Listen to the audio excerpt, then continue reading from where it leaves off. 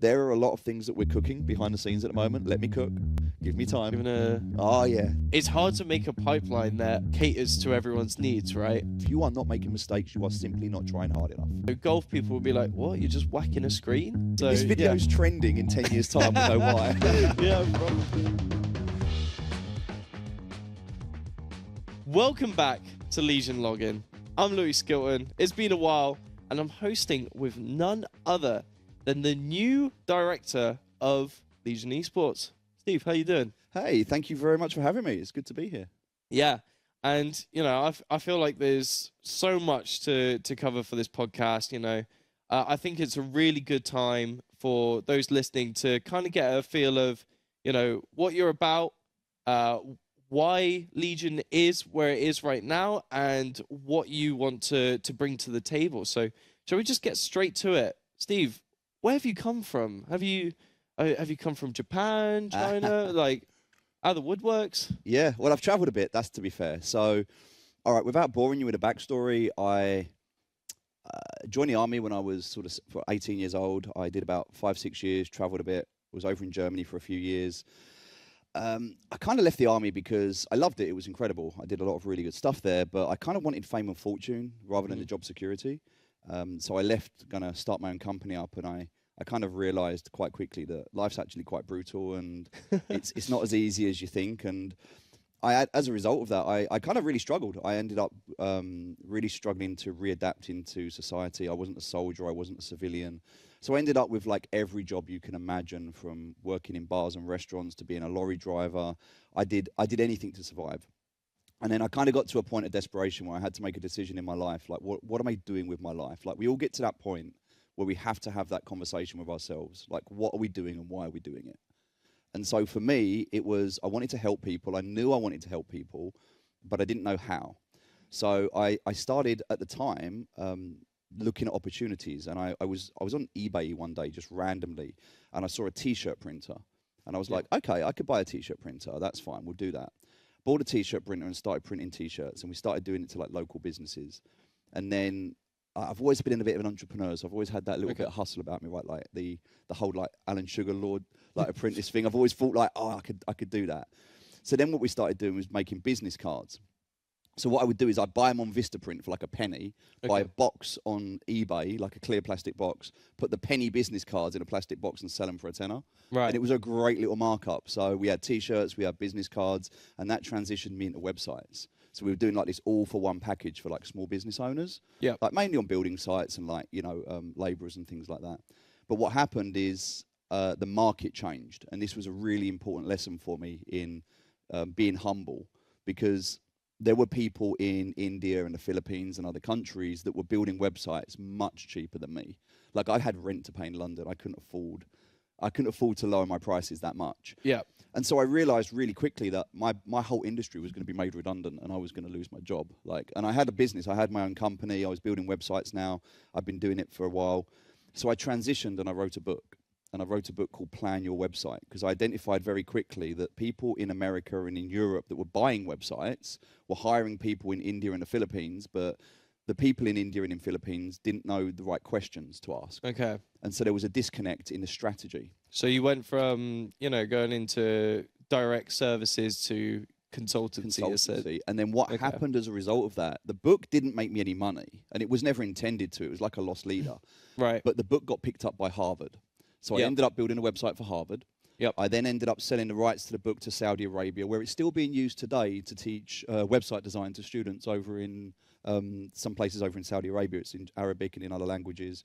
And so what it did is it opened up a door for me to be seen as an expert in this space. Okay. And so I went from building websites and charging like £500 a website to consulting to charging like £1,000 for a few hours work. So it completely changed my perspective on the value proposition and what you add value to give to people. So then I did that for a long period of time, and then that was up until about COVID. And then I've always been an avid gamer, so I've always loved playing games. My core go-to is Dota. Sorry if you play League. But I also love Rust. I love games like Satisfactory. We were talking about that before. I love strategy games. I like MOBAs. I've actually got into Star Citizen recently. I mean, it is such a breath of fresh air as well, because I'm not kidding. Like, when I was doing the tryouts for any of the London Legion stuff or anything like that, I think we had one applicant for Dota. That's also, yeah, this is definitely like a different Old perspective. You're completely like, bringing something new to the culture here, because we're all Valorant players, all League players. Yep. Bit of CS in there, but like Riot over Valve. I play CS. I play Warzone as well a bit. Yeah.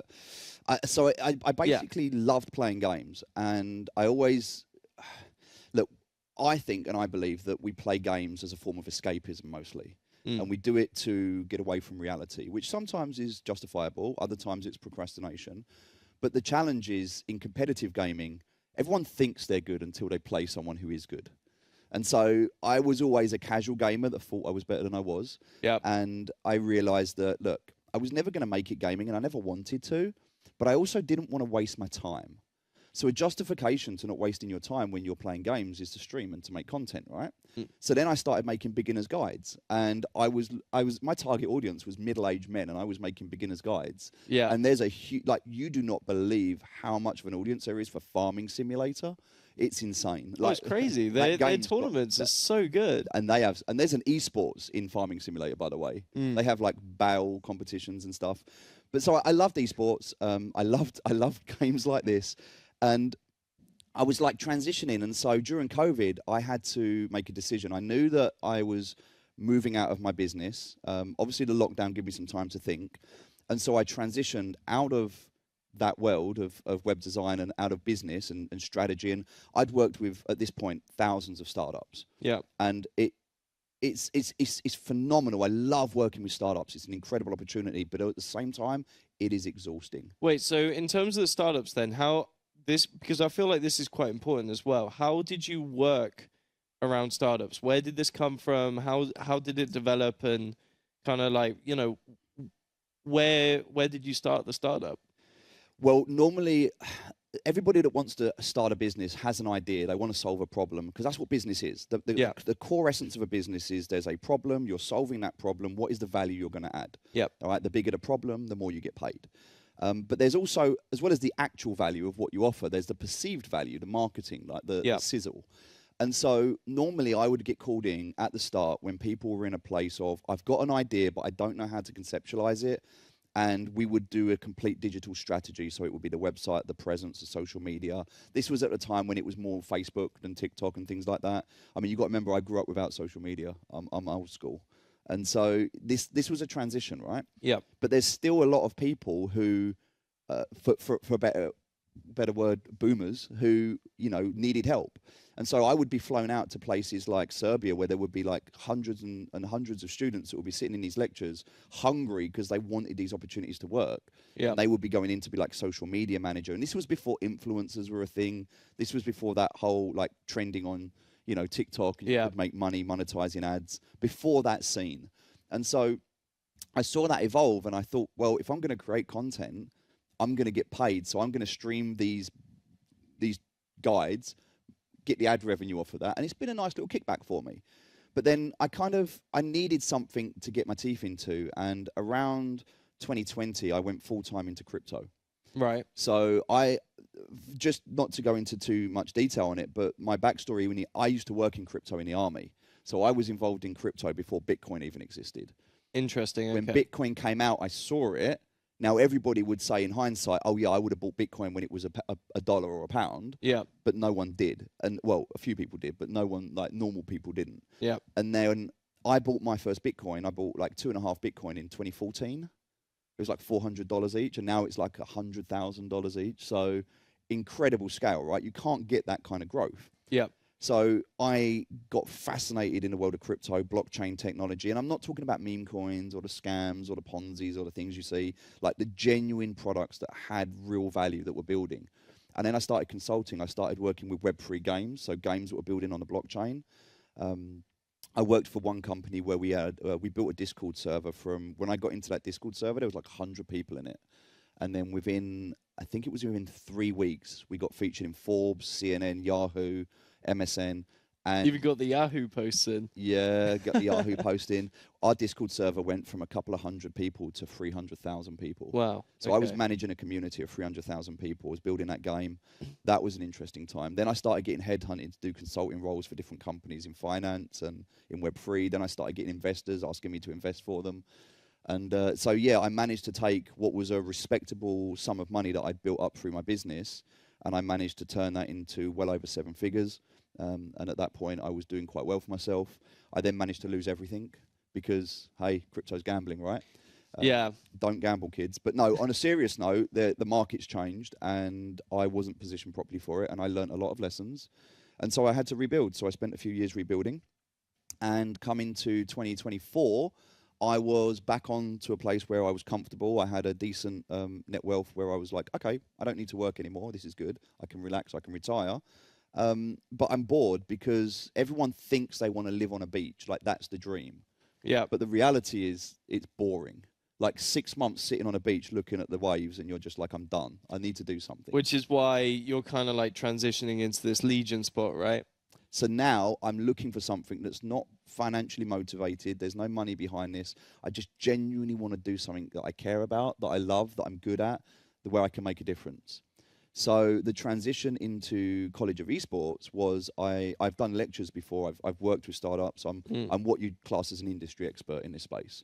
Yeah. And so I was brought in as a cover teacher to cover a sickness to help out and to teach. And I was teaching digital online monetization. I was teaching strategic entrepreneurship. You know, I was teaching brand management. This is the stuff I've been doing for like decades now. Yeah. For lots of companies, some of them that have gone on to make large sums of money. So I've got experience, and I've also seen all the things that have gone wrong. Yeah. So I know the things to avoid as well. And so when I came in to teach, I saw London Legion.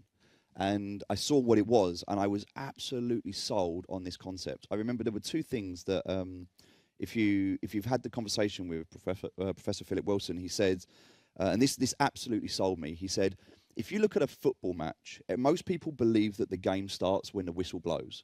Yep. But actually, the game starts 10 years prior to that.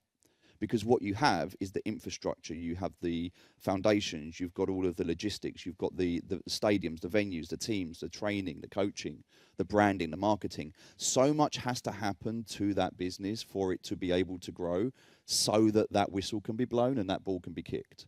For sure. And when he said that to me, and I was like, okay, I get that.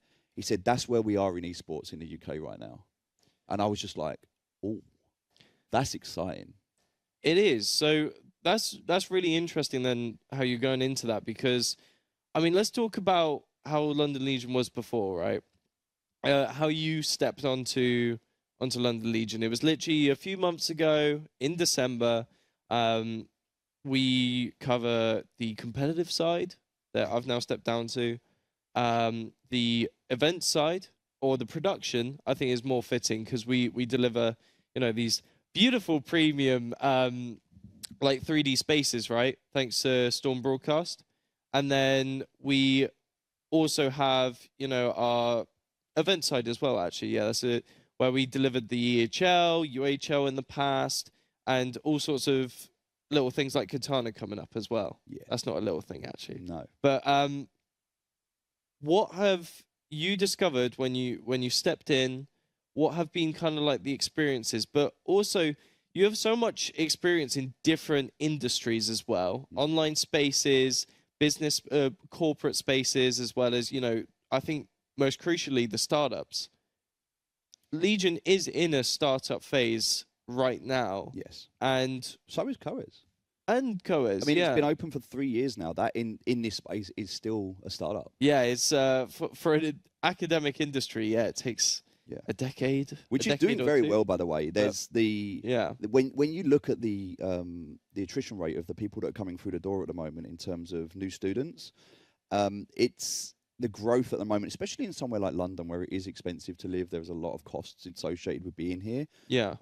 There's incredible opportunity. There's incredible growth here, and I think that post-pandemic, as we've moved into a new era now, people are starting to go back to the workplace. They're almost being forced into the workplace in some aspects, and you can see, like when I come in here, you can see the students that live here. the ones that show up, the ones that are continuously working above and beyond. They get the opportunities, they get the things that happen, and you can see it. And I think that, to answer your question, when I was looking, as I was teaching, I was looking around at what was happening. I did see the opportunity with it was London Legion, which was fine. But then if you scale and you want to grow, see, one of the biggest things that I always do in a company is I look for the linchpin. The first question I ask a startup, which is the hardest question to ask, is what is your exit strategy? Yeah. How are you going to exit your company? And people would look at me and they'd be like, I'm starting up. Why would I exit?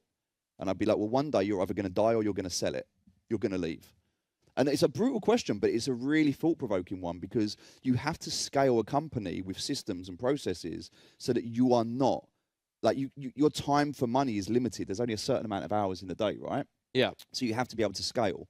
So the first thing I did is I looked at Legion, and credit to you, by the way, you have done an incredible job building Legion. What you have done has been phenomenal, because whilst CoEs is in this infancy and it's building and it's growing, there's a lot of things happening, and there's some things that work and there's some things that don't work, and you get to identify the patterns, and you get to make the changes based on the data that you get, because everyone's got an opinion and everyone's got a feeling of what should be done, but the data and the facts and the things that actually make a difference, sometimes there's a lot of noise that you have to kind of filter through, right?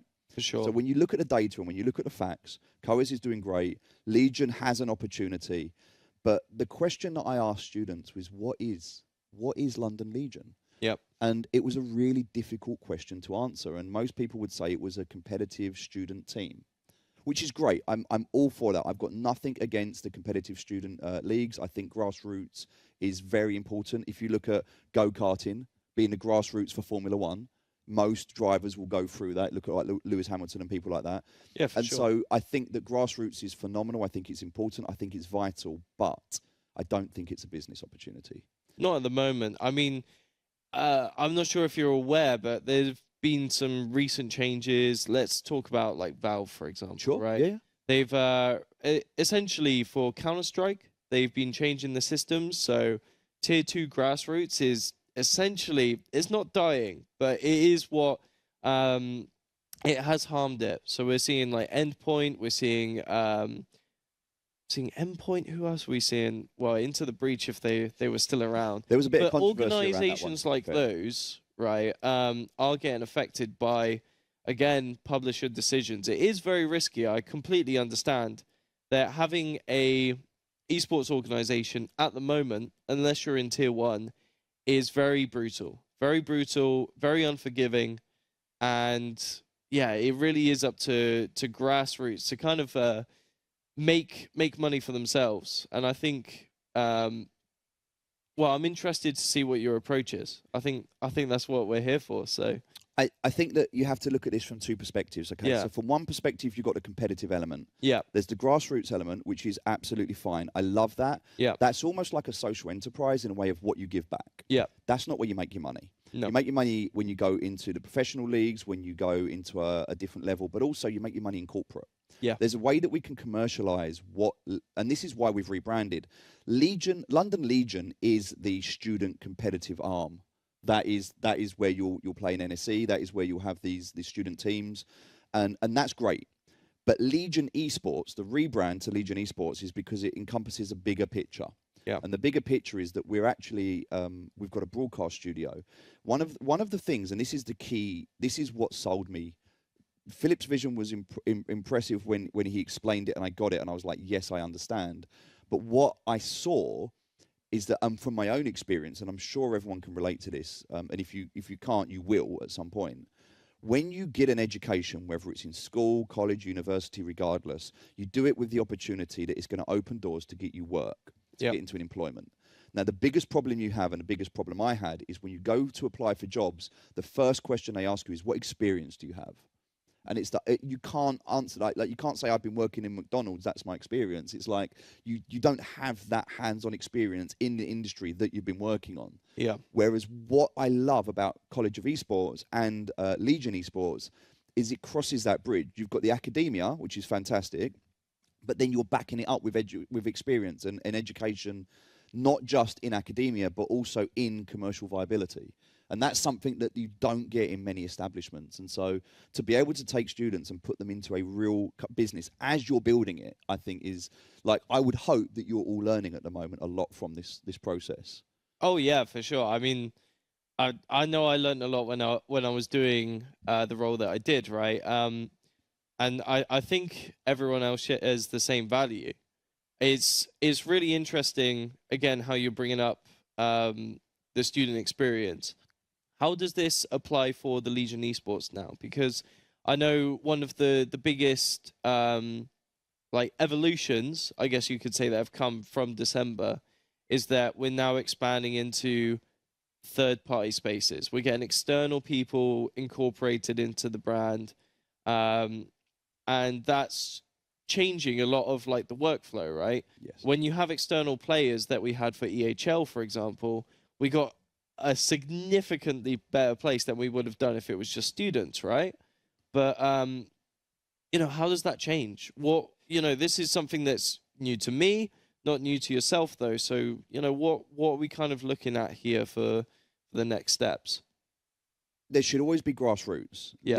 London Legion should always have the ability that people can play in student tournaments. Yeah. And I agree that any student coming through London Legion has to be a member of College of Esports because it's got that connection. There's that synergy between the two organizations. Yeah. You know, Legion Esports is a limited company. It is a commercial entity, whereas College of Esports is an academic institution in higher education. Yeah. So there is that crossover and there is that balance and that bridge. And sometimes it works well and sometimes it doesn't, and that's okay. You have to kind of figure out the nuances. Yeah. But the idea is that what you don't want to do is hold people back.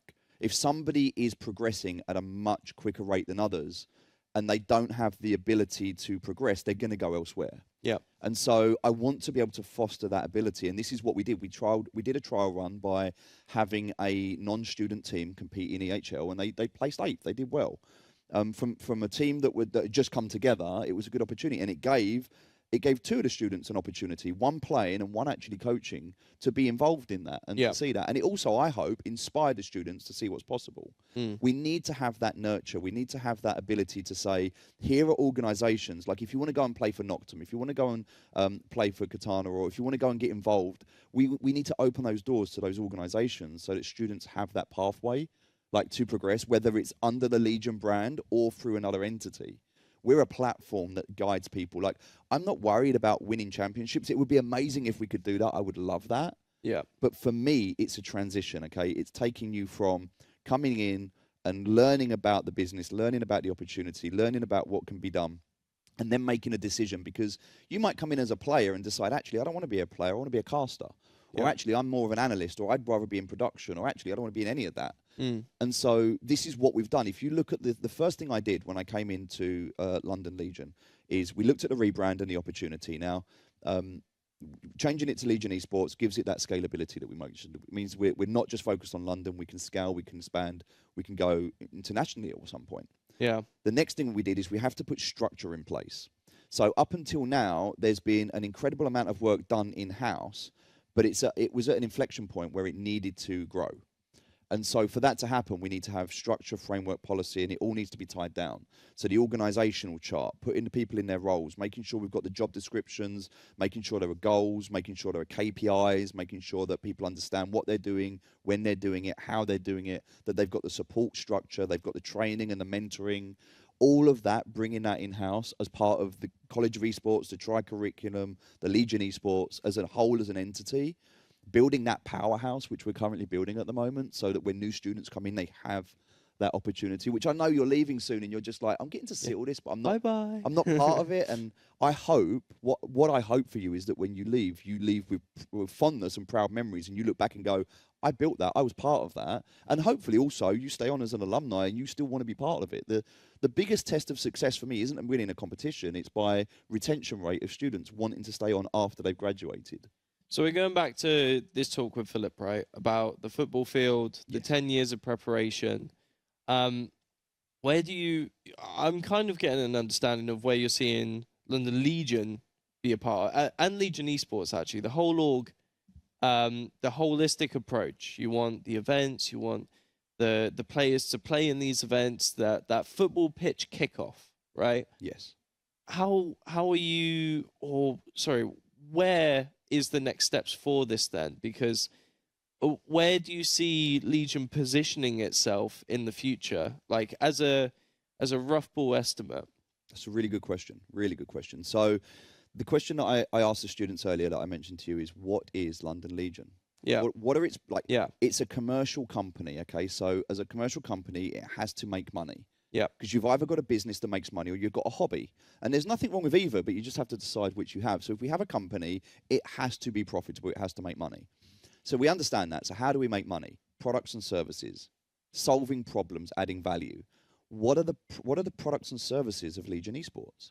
And this is a question where right now, at this precise moment in time, we have a pitch deck that's being created. We have a new prospectus going out. We've updated the brand guidelines. We've got the organizational structure. All of the framework that I've now put in place that hopefully you can start to see gives that structure, allows for us to have a solid foundation where we can start going out to the world and saying, we have a world-class broadcasting facility that we can offer to you. We can do content creation. We can do virtual sets. We can get student experience to offer LAN events. We did the Halo event. That was a great success. You know, I had nothing but that. There was some challenges on the day, but the students, I cannot express how just in awe and how proud I was of everybody working. You know, you had people running around, fixing problems, getting experience, getting real world, tangible experience in areas that they were out of their depth in some regards.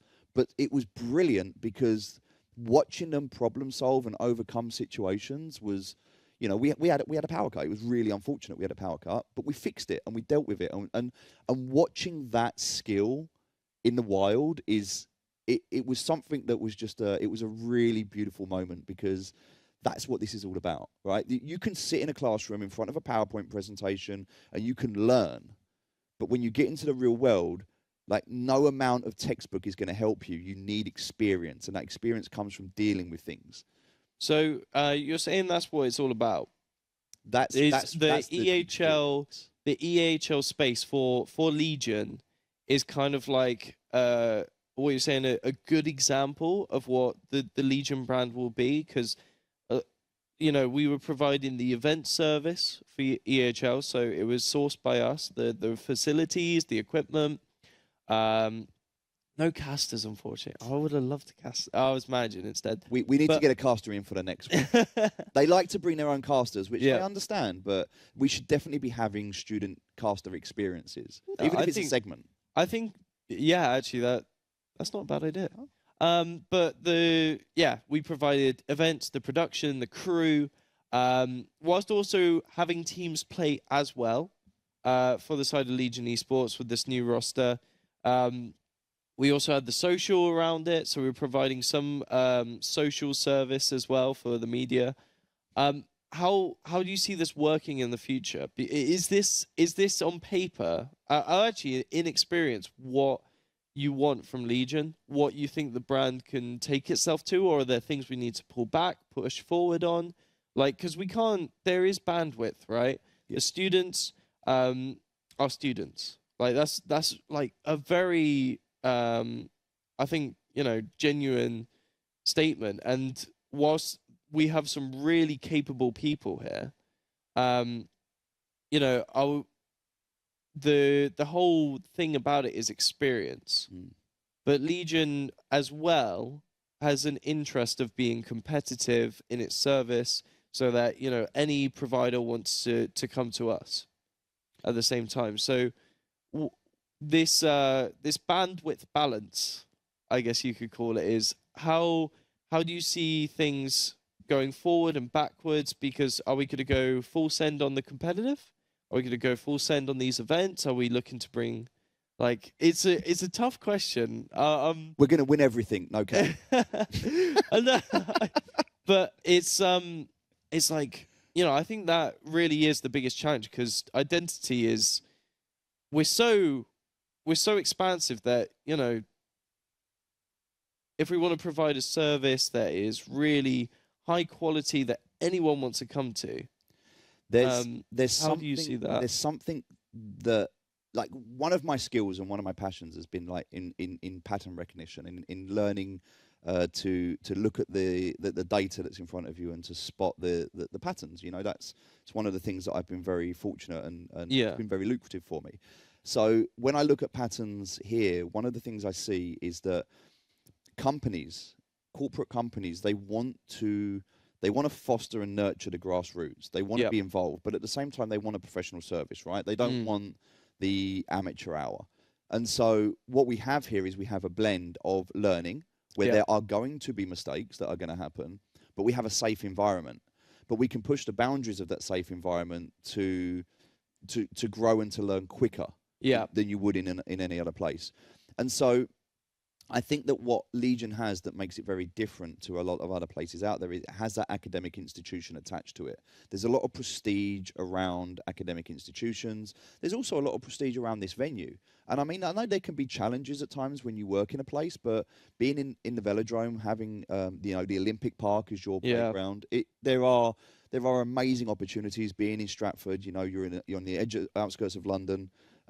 There's so many opportunities to go to events. We've done stuff. There was stuff recently with PlayStation. We've done stuff with Fnatic. There's a lot of other opportunities. I know we've done opportunities with other organizations. I want to grow that. I want to build that. And I want to go outside of esports. I think we can bring other entities on board as well. I'll give you an example. We have an industry expert in Storm Broadcast where Carl teaches a lot of the production team and gives a lot of his time and expertise to help them. And he does an incredible job. Absolutely. But I want to bring in other industry experts. Like we should have them for social media. Why can't we get the social media team over to the Hootsuite offices to work with them? Why can't we get the event? Like I used to I was a 2IC. So I was the second in command when I used to help the crew at an event in London Excel. We used to have an event. It was a 4-day event for like 10,000 people. And so I used to help run a crew of like 350 people for an event over 4 days that was 10,000 people. There is a lot of work that goes into that. But I know I'm friends with the owners of one of the largest event companies in the world. Like, why can't we get students or get them in and get those working together? And like, we've got these relationships. So if we can nurture them, not only have we got job opportunities for people to go into, but also we offer just another level. And the competitive side of it's great. And I definitely want to focus on that. I think that we're going to build incredible teams, both in the student leagues and in the professional leagues. And we can do that. But the commercial viability of what we're offering as a product and service, that's where I'm focused right now. I need to make sure that we have this sustainable cash flow that we can start investing and doing other things and we can start growing. And like I said, College of Esports is doing fantastic at the moment. And Legion is there. The framework's been put into place. Like everything was built. You did an incredible job building everything initially. And now what I'd like to think I'm doing is coming in and assisting to take it to the next level by just documenting. We've got standard operating procedures. We've got frameworks, policies, all of the structure, the boring stuff, but getting that in place so that as we scale, it kind of gives it that strength that it needs so that we can just go out confidently. For sure. Because we need the clarity to be like, this is who we are and this is what we do. And we need the confidence to be, we're bloody good at doing it as well. So in terms of that then, like we're seeing, very good point, there's so much to unpack there. So we've got the competitive side pushing that, but I really agree with the specialists, right? If we go back to Carl, shout out to Carl, hello. Like I really agree in that if we had event specialists in, let's say, each of the divisions, right? We got what now, the 5 divisions? Is it 5 or is it 4? The 5 different departments. Yeah, could you explain those? Yeah, absolutely. So the first thing that we did is take out the organizational chart and look at the hierarchy of the company. So we've got a competitive department that focuses specifically on competitive at the moment. And that's at the moment student leagues and anything we do external, which is kind of in the development phase right now, but that we'll park that there. Yeah. The next stage that we're looking at is creative. So the creative department. And we've started to structure this. So as an example, we've split the creative department into broadcast and into events. Now, events is digital and physical events. Now, the digital events, a lot of that happens in the broadcast room, but it also happens for the physical. So there's crossover. The competitive team need to talk to the operational team, but the operational manager is responsible for everything logistically that happens, not only with events, but anything that happens. If PCs need to be somewhere, if we need kit, if we need to make sure everything's running properly, making sure that catering's taken care of, like every little aspect of running an event, operations needs to be able to deal with that. So what I need to do is make sure that the people in operations are focusing on operations, and that's what they want to do, and they're doing, they're learning. And how do we tie that back also into the education? So when you're sitting in a classroom and you're learning about digital online monetization, then you can go and work in Legion Esports in the finance department, because that's another department, and you can start to work on the projections and the cash flow forecasts, or the partnerships and the sponsorships, and having those opportunities to go from classroom to like live experience. So competitive, creative. Then the next one that we've got is going to be, and this is like going to expand in the future, by the way. But we've got competitive, we've got creative, we've got operations. Yep. We've got analytics. Yep. Which is anything from social media analytics to game data, quants, people that are interested, because most people are going to be either logical in using one side of their brain, or creative. Yep. And so it makes sense to have the different departments for the creative and for the analytics. And then finance, which is going to be like the logistical glue, right? Well, that's going to be the budgets and the planning and all of that stuff. And yes, we want to run an event, but can we? And how do we make it profitable? Like, that's the key here, right? So we have in creative, arguably, bit of a loose one, but for the broadcast, I would say the broadcast division of it. Yep. We have Carl, right? So Carl's helping out there, absolutely, at the moment. And that, I think, personally, a specialist to cover each category, whilst that logistically is at the moment a barrier. To cover all 5 of those would be, you would have a mentor per division to learn the trade, to take it further, right? So yes, in an ideal world, yes. In an ideal world. Right now, that's kind of me. Yeah. And any role that isn't being filled, I'm kind of filling in at the moment. And we haven't had that before, by the way. It's always been student-led and student-run, which is, by the way, you've done an incredible job, and I love it. Thank you. But, and I mean this respectfully, you are still students. Yeah. And so you need that leadership and that guidance. And that's what I'm hopefully, with my experience, and if you allow me, going to bring to the table. For sure. I want to initially start by looking at mentors in not maybe the top level departments, but maybe it's in social media. Like the social media manager gets somebody that they can work with to help them grow the social media account. Broadcast get Carl, for example. Yeah. So, and we can look at the people that are interested and bringing those people into those specific areas, even down to competitive, where we can look to bring in. We did it recently. We had Kasing that we were looking to bring in. Yeah, League of love Legends. Kasing. Yeah. So have you seen him recently on Bulldogs? No. He popped off. Did he? He may just go to the NLC finals. I really hope he does. So I hope he'll, We had a good mentor for League, that's for sure. But this is the kind of thing that I'd love to bring in, but all of that kind of stuff takes money, and we have to think about the viability of that. It teaches students to work together as well. There's a lot of management. There's a lot of people. There's a lot of dynamics that play that we have to figure out and work around, and so that's important. But also, here's the other thing.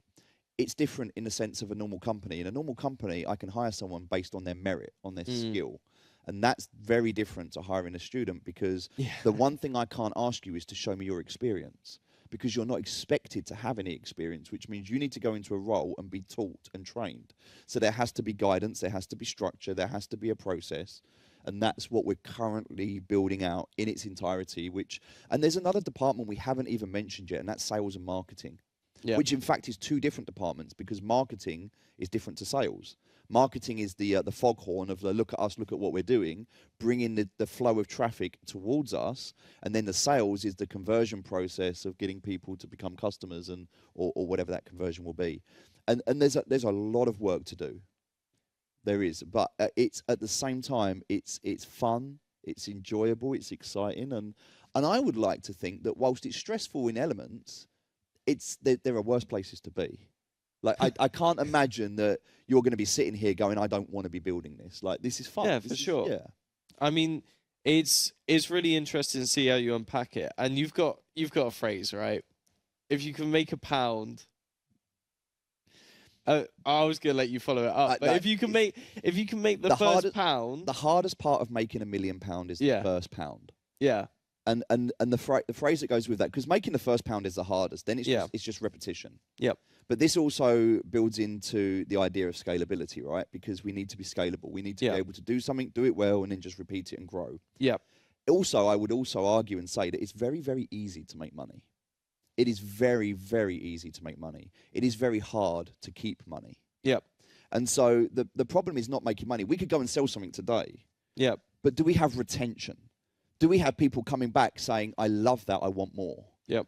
Or are they like, oh, I'm not touching that again? So it's quality. It's making sure that we're doing quality over quantity. It's making sure we've got the right message going out to the right people at the right time, that people are learning, that when mistakes happen, they're caught. Because mistakes should, and if you're not making mistakes, and this is a lesson in life, if you are not making mistakes, you are simply not trying hard enough. Yeah. Because you have to be pushing yourself. If you are not pushing boundaries, then how do you know where your limits are? You have to be at a point where you're pushing. And the mistakes that you make, they need to be contained. The mistakes that we make shouldn't be so catastrophic that they destroy everything. They need to be contained. And that is the environment that we need to create. And that, by the way, is a challenge. Yeah. And I love a challenge. I've spent a long time going into distressed companies and turning them around. And it's been a real passion of mine, because everybody wants to champion something when it's doing well. Nobody wants to back a horse that's on the ground. I mean, it's interesting though, because I mean, COE Legion is all about growth, right? It's all about that experience, and what we both know is that, you know, trying to manage this very gray area of gaining that experience, making those mistakes is definitely like, whilst also being competitive as an organization and growing it is a difficult balancing act. But you know, you've had a lot of experience with startups. I'm sure you've had experience around the PR as well. How, you know, this is no different to a lot of startups. I feel like it is a unique selling point, but how have you tackled this sort of delicate PR balancing act in the past? I think the thing that makes this different, Yeah, and it is a challenge, but it's a good one, is the educational aspect, the higher education. Yep. There are policies, frameworks, there's some governance, there's a lot of things in place around higher education to protect you as students, yeah, to protect young adults, but also there's things that have to be done from a government level, there are policies. And so it's not just a case of going into a company and be like, this is how I'm going to run it. It's very different to a traditional startup. There's a lot more to it, but with that, there's a lot more reward as well. yeah. I considered a few years ago starting an esports organization, and I decided against it because I just didn't see the financial viability in the marketplace. I was looking at what was happening with some of the brands out there, and I just didn't think that it was the risk to reward ratio just didn't seem right to me. Oh, for sure. But there's something about attaching an esports organization with commercial viability to an academic institution that just feels right. I think that we've just seen, like, you've seen OD. OD's been in here quite a lot. We've had conversations. You've had conversations. He's just been elected as the manager for the Great British Esports team. Yeah. We know that with British Esports Federation, we know that we've got an opportunity now with the Olympics. Now, what I'm really hoping with esports when it goes on the main stage is it doesn't become Australian breakdancing. You know, I think, but we've got an opportunity. And what this is going to do, and what this is going to do differently, is no longer is gaming a waste of time. No longer is gaming a form of procrastination. No longer is it just a form of escapism. It's now a viable career opportunity that we've already seen in Asia. We've already seen in a lot of Eastern cultures that adopt and embrace gaming as, you know, a very viable career opportunity. We're starting to see that now. This isn't about getting degrees in Pac-Man, as I've heard before. This is about event management, broadcasting, business. Like, there's so many different avenues to this, and that go above and beyond gaming and esports. These can be applied in anything, you know, from concerts. Like, if you look at any stage that's set up, like setting up a LAN and setting up a concert, all right, it's a bigger scale, but it's the same principles, it's the same foundations. And that unique selling point of Legion being the academic part, like the natural law of College of Esports. How do you see investors coming in now there's the Olympics, right? Because I know British Esports have done a lot within the UK space, especially to, you know, promote the grassroots, to promote the collegiate, get businesses like, you know, in all sorts of different avenues to kind of be exposed to esports and even have like their staff playing it, right? Um, how do you see us fitting with that wave that is coming very slowly? And when the Olympics comes through, I think it will be quite a big wave to surf, right? So how does Legion ride it? How does Legion get on board with this? That's a great question. Everybody wants to go viral until they do. And the biggest problem I've had in companies, and this is true, right? Because everyone thinks they want to be famous until they're famous, and then you realize there's actually challenges to it. You don't have privacy. There are things that you lose that you don't see at the time. And the problem with a business wanting to go viral, which is all a business on social media, is like, oh, we'll go on social media. I want people to like my post. I want to get out there. How many likes? There's vanity and there's sanity, right? So the vanity metrics is how many likes do I get? How many views does my video get? Great. The sanity is how much revenue do I make? What's the bottom line? What are the conversions? Yeah. And so when we look at the vanity metrics, yeah, okay, there's a lot of opportunity coming our way. The question is, are we positioned to capitalize on that? Yep. Can we turn this vanity into sanity? Yep. We need the foundations in place. We need everyone up to speed, everyone ready for this. There are a lot of things that we're cooking behind the scenes at the moment. Let me cook. Give me time. Oh yeah, the kitchen. It's coming, but there are opportunities, and we will absolutely be ready to capitalize on these. And there is going to be a lot of attention on this space. Now, who are they going to look at? The people that are just starting up, or the people that have been established for a few years, that have got foundations, that have got physical premises, doing a lot of good. We just need to keep doing what we're doing, tighten up things, correct the ship a little bit. It's just tweaking at the moment. Yeah.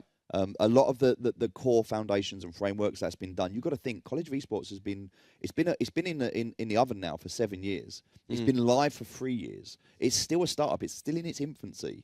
Picking it whilst it's alive. Well, it depends what game you play, right? In Rust. But no, the idea and the concept here is that this is going to continue to evolve. I don't know where this is going to go. I've got an idea of the direction we're going to go in, but the idea is when we get there, I look back and go, I had no idea. Like you should be so much further ahead. Yeah. Because we're going to grow, we're going to evolve, and where we are in a year's time, we're going to have a different mindset to where we are now. We're building for the future, but I don't know what the future looks like and how it evolves. But I see some opportunities on the horizon, and I'm excited for them. Definitely. I mean, I think personally, like with esports, with any industry, but especially the fast-moving ones, I think it's really important to have people that are in the scene as it grows, because it's so difficult to predict where it's going to be. I guess you could say with Bitcoin, right? That just came out of nowhere. There were a couple crazy people that were there like, oh yeah, I'm just going to spend £1,000 on Bitcoin. What are you doing? And then now they're like multi-millionaires, right? And with esports, I feel like it's just the same thing, but with, well, thankfully, a much more organic growth pattern now, right? Esports winter's gone. Crypto was too volatile. Yeah, this is COVID is. Yeah. Well, look at COVID for a moment. I mean, that was a very real opportunity for us to take a step back and look at what's important to us. I think it was also a really unfortunate thing for the industry as well, though, because people just chucked money at it, right? They chucked money, it inflated the players, inflated the industry, and that happens. You know, you're building an empire on. It calms down, and then when it calms down, there'll be a new baseline. And what you hope for, this is the same with going viral, by the way. You've got a baseline of where you are. You go viral. When you come back down, what you hope is you establish a new baseline slightly higher than what it was before. The thing that COVID, and by the way, obviously COVID being a really difficult time for a lot of people, there was a lot of opportunity born out of that difficulty, and this is where opportunity comes from. You don't get opportunity in comfort and complacency. Opportunity comes from struggling, right? You're either inspired, like you either get your motivation from inspiration or from desperation. So you're either so desperate the fact you have to change, or you're so inspired that you want to change. But it's normally, unfortunately, due to the desperation, right? Yeah. We got to a place where we were desperate. We didn't know what to do. We couldn't see our loved ones. But what did it do? What was the opportunity here?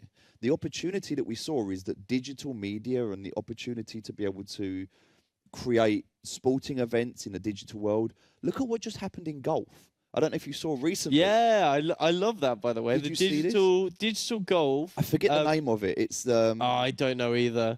I mean, if Freddie has it somewhere, But they, our little prod able to find I'm sure he knows. so basically, it was an esports event, right? Yeah. That you've got real golfers. And by the way, I've got one of these near where I live, and I go because I think it's fantastic. Like if it's bad weather and you want to go and play golf, you can go and play indoors. Yeah. So the whole idea of this is that you've got this indoor environment, like an arena set up, where you hit a golf ball and it goes down a virtual golf course. So you're hitting a real golf ball at a real screen, like a canvas, but it projects onto the screen. It uses this technology, and this technology, I've seen it, is phenomenal. It tracks your ball and it tells you where it would have landed on the virtual course. But you've now got like Tiger Woods, you've got all of these incredible like athletes in the world that are playing these games at the highest level physically.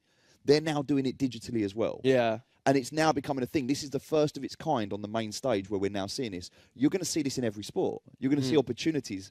And we've got opportunities here. I'm not going to go into any detail at the moment, but we've got conversations happening at the moment with industry leaders and experts and celebrities and professionals, where we can bring them into those areas where we can. And I want to talk about it, but I'm gonna keep it under wraps for now. Well, maybe we'll have another conversation. TGL, that was it. I can't remember what it stands for though. What is it? Like it must be. The Golf League? Golf League something. I can't remember, but there was something about it. The whole seeing it for the first time and the hype around it. Yeah. This is the start. I mean, that's very hybrid esports and traditional sport as well, right? Well, this is what I think it's going to be. It's going to be a merge. Like you take apples, they're amazing. You take chocolate, it's amazing. You put it together, you've got a chocolate apple, and it's like something a whole new thing, right? Yeah. So I think that's where we need to live. Is we need to live in between the two. For sure. I mean, it's all going to be about people pioneering.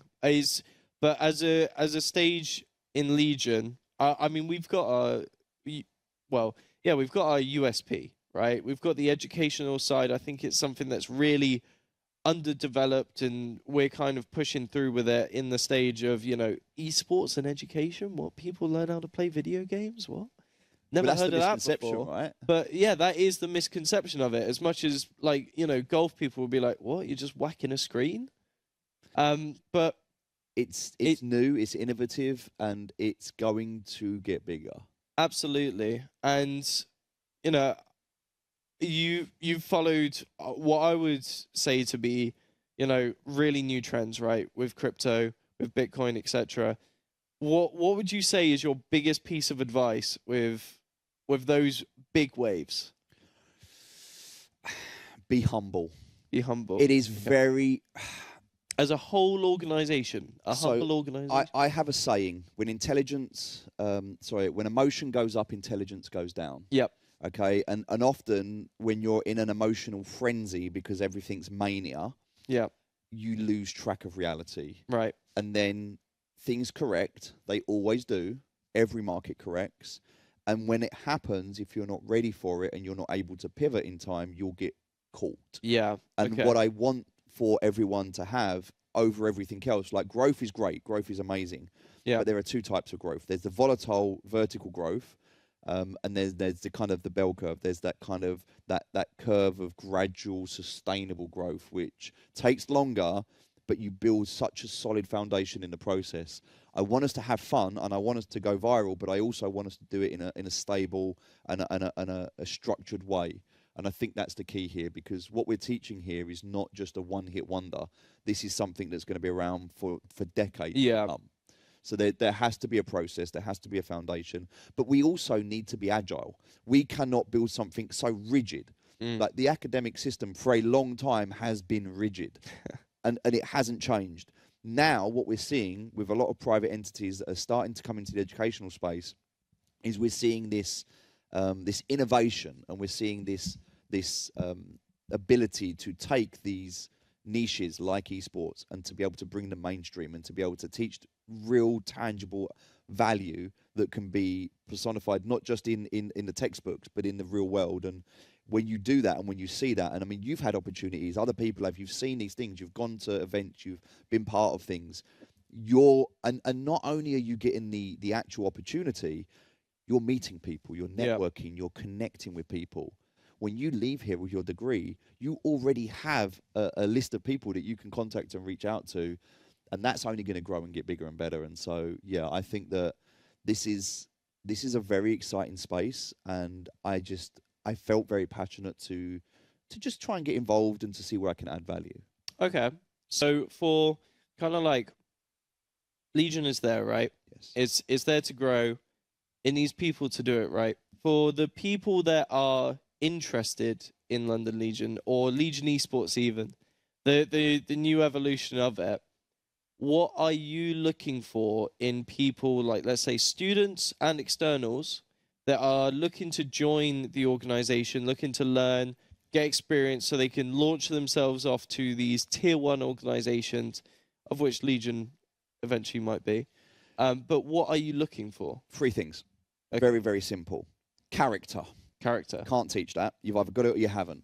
If you've got character, then you can learn. I do not expect you to come with experience. You can't. You're not.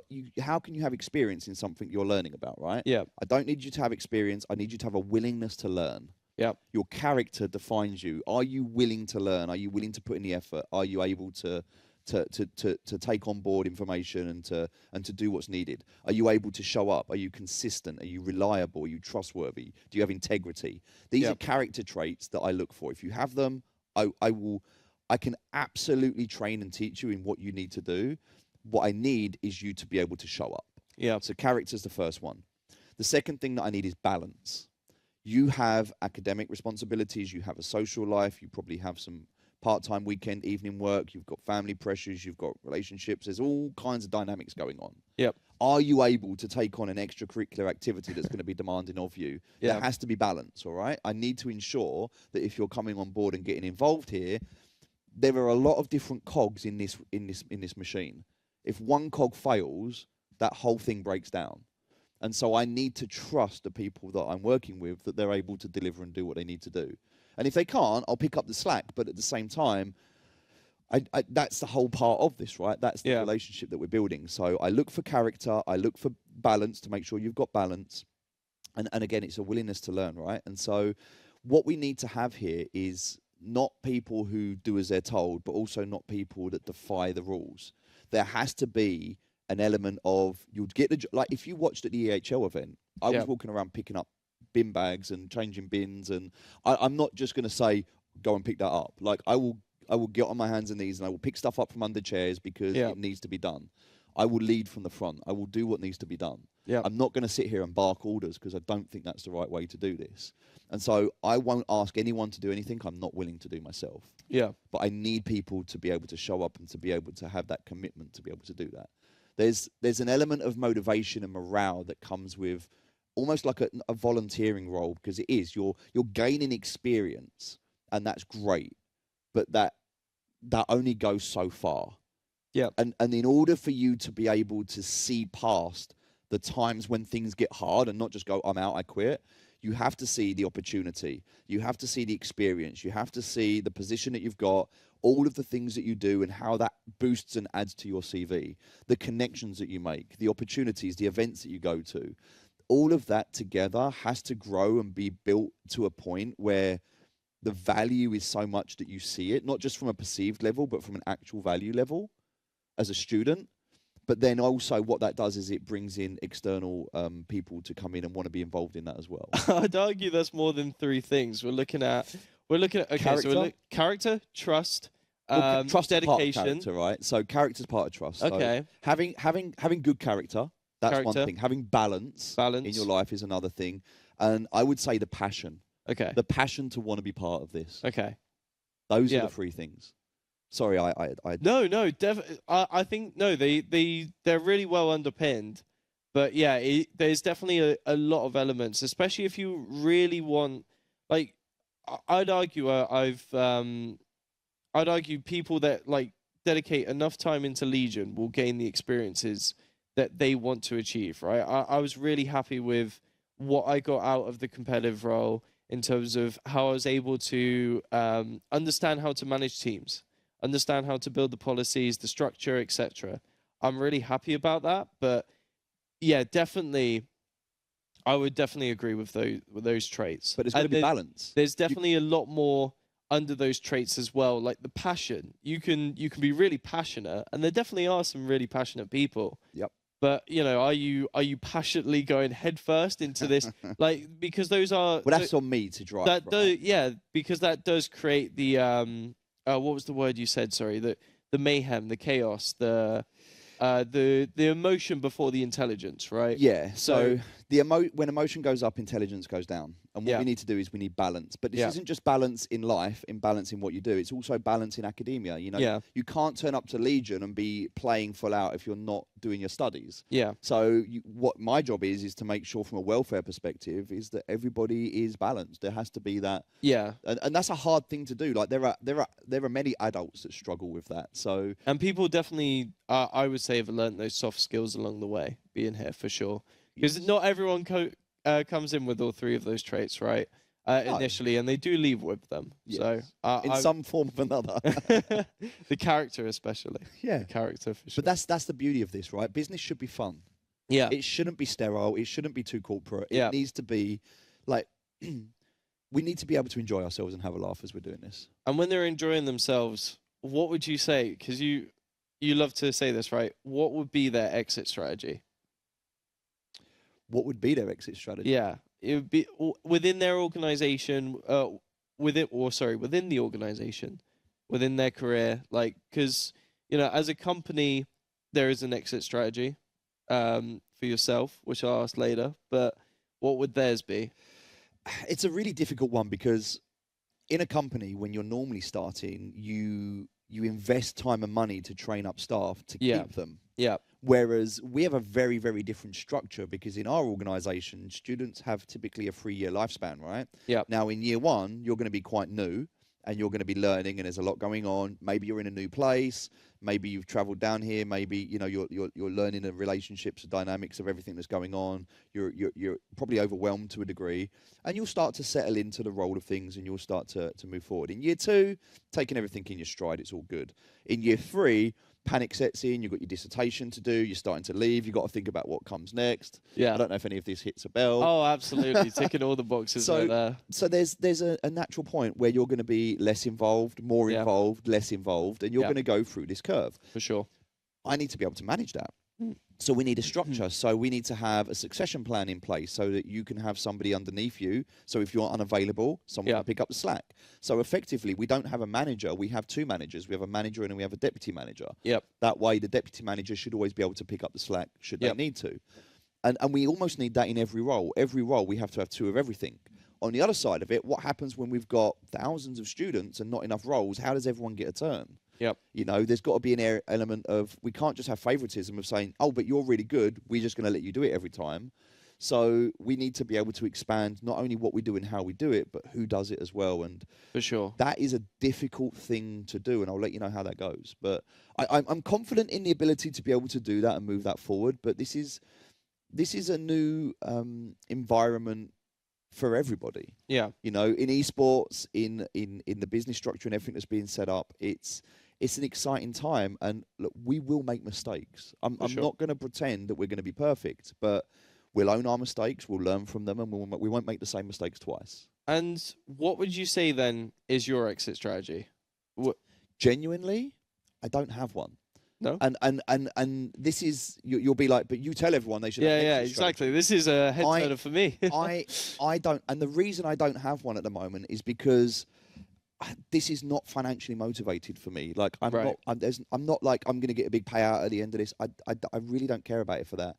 I will do this for as long as it makes sense for me to do this. Yeah. The only thing that I can say is that if at the point comes when I'm like I'm ready to leave, what I will have as an exit plan and exit strategy is that everything I've put in place, somebody else can pick up. Yeah. And I will not leave unless there is somebody ready to come and take my place. Okay. Unless you decide you don't want me here anymore.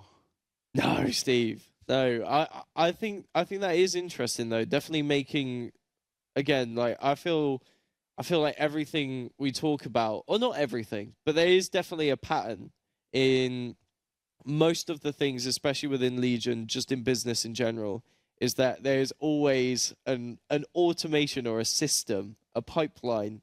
I think pipeline's the best word, actually. You're and absolutely right. Everything comes down to whether it's the financial forecast or literally the teams themselves. What is the pipeline?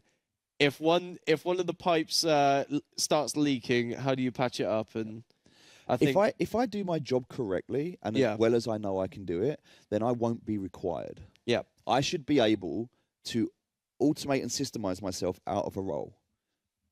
That would be my ideal exit strategy, is that I can watch something grow and know that I had a part in it. for sure. I think, I mean, it's just gonna be really exciting how it does grow because we're triple barreled. We're not theatrical students, but we are triple barreled in that there are, I would say, 3 avenues that we go down as a product: the competitive, the events, the Content creation as well. well, yeah, Yeah. quadruple barrel, Woof. pentabarreled. But yeah, we do have a lot of unique products and things we like to.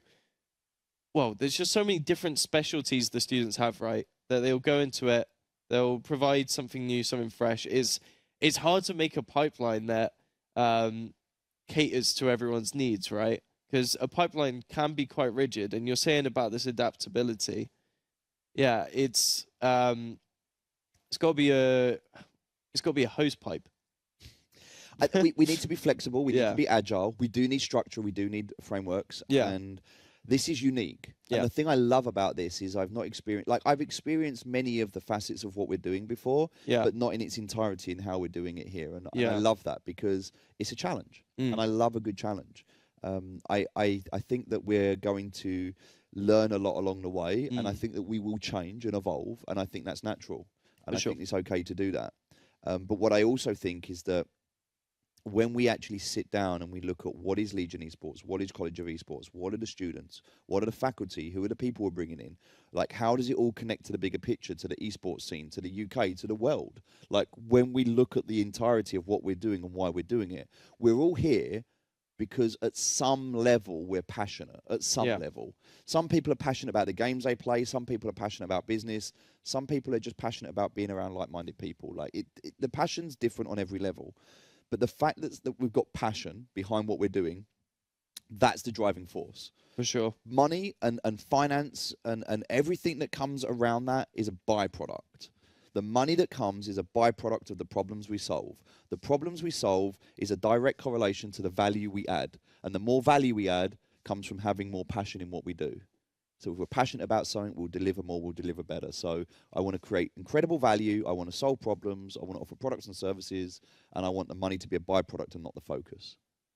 I think that's probably the most perfect way to end on it. I think it's a fantastic summary. So are there any additional things, Steve, that you think should just be noted before we go to the infamous selfie section? Oh, yeah. I think that the thing that I would say, and I would implore anybody watching this, is that if you have either been involved in London Legion before, or you're thinking about getting involved, regardless if you have or not, reach out. Communicate. Just look to see if there's an opportunity. There are roles being created right now, and you might be the type of person that thinks, oh, I've been involved before and it didn't work out, or I wanted to get involved but I didn't know how. Just start that conversation. Get the ball rolling, get involved, because at the end of the day, unless you make the effort, things won't happen for you. So you need to make sure that you are going out there, this is not just about getting a degree. This is not just about having a bit of experience. This is about making connections. This is about making memories. This is about looking back at your time here and saying, I enjoyed that. That was fun. I learned a lot and I did a lot. And you've got experiences and you've got relationships as a result of it. So just make that first step. A lot of you have. A lot of people have come back or come into Legion. I had so many meetings yesterday where people turned around to me and said, do you know what? I always wanted to get involved, but I just never knew how to get started. And so having that, and you've created an incredible framework for people to get started. And I'm really proud. Like, I've been looking through the stuff you've done, and it's phenomenal. And I think you've done a great job. And what I'm hoping I just hope you like my super doc. That's all, your super all that doc's matters. amazing. But what I'm hoping I can do is I'm hoping I can just take that to the next level. For sure. I mean, it would be really exciting to see. And yeah, I think I'm going to be leaving soon, but there are going to be a lot of new people. If you're not even at the College of Esports yet and you're listening, I think it's going to be a really nice. I think this podcast is going to be a really nice time capsule. I hope so. It's one of those things that hopefully you can bring out of the soil after 30 years, and you're like, wait, this is where it started. This is back before I. Yeah. But yeah, and I think as a student or a prospecting student, it is really important that you do understand. You just have an understanding of the industry, and I think Legion is, if you do want to understand an esports organization, the best place to start, because you do have, once again, you have exposure to events, you have exposure to the teams, you have exposure to the social media, like literally all the different elements of the industry, bar agencies, you have direct exposure to. So it's kind of a no-brainer. How you get involved and what you do is up to you, and it's all going to be up to Steve as well to continue it. So together, passing the baton. Well, together, yeah. Thank you for everything you've done so far, sir. I hope that I can do it justice moving forward, so you can look back with pride. I hope so too. Good luck to you. And yeah, I mean, it is exciting. I think I'm proud of what I've done, but I think I'll be proud of what you guys do, because it's just the acceleration is a go from now, right? Yeah. I was only on 5 miles per hour, and now you can just go rev the engine. We take the training wheels off, but hopefully you'll stay on as well. This is what I was saying. If you're here as an alumni member, you can still be involved. Yeah, true. We're going to be creating opportunities. And that's the other beautiful thing about this. There's going to be jobs, there's going to be roles within Legion Esports that aren't going to be student-led, that we can have people come into. And what better than to have ex-students going into career opportunities? Oh, for sure. Like that is almost a self-fulfilling prophecy, right? You come here, you learn, you go out into the real world, then you come back. I'd love to see you back here mentoring and teaching. Even as a guest lecturer. Oh, I would. Oh my God! If this is for time capsule's sake, I would probably want to be managing the production or teams. I'd say a lecturer. Oh, I don't think anyone would have listened to me lecture. Not maybe not now, but maybe in 10 years. Oh no. We'll have to see on that. See. We'll see on that. Preferably, I'll be in a Cole position. I'd say he's like the little coast hero. If I was like a mini Cole, I think that'd be pretty funny. Okay. Just doing some sort of more like a Legion mentorship. I think that's much more. I think for me personally, because it's the way I've learned, right? Yeah. The lectures are so useful with the theory, but I'm nothing without the application. I'm a kinesthetic learner. Yes. And that's how I've gone. So and that's what I love about this, because it has that ability to deliver both. So that's how I would come back. In perfect world. Or maybe I'll still be here. Let's have a look. Right? We'll see in 10 years' time. Let's look at a timestamp. Maybe even 5. So if this video's trending in 10 years' time, we'll know why. Yeah, probably. So let's do it. The infamous selfie. Oh wait, wrong way. There we go.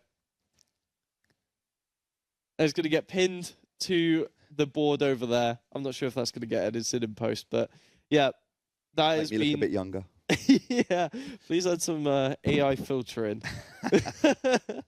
But yeah, thank you so much, Steve. Thanks it's for been a having me. pleasure. And yeah, until next time on the London Legion login. Or is it the Legion login now? The Legion Esports login. Legion Esports login. London Legion login sounds better. London Legion Esports login?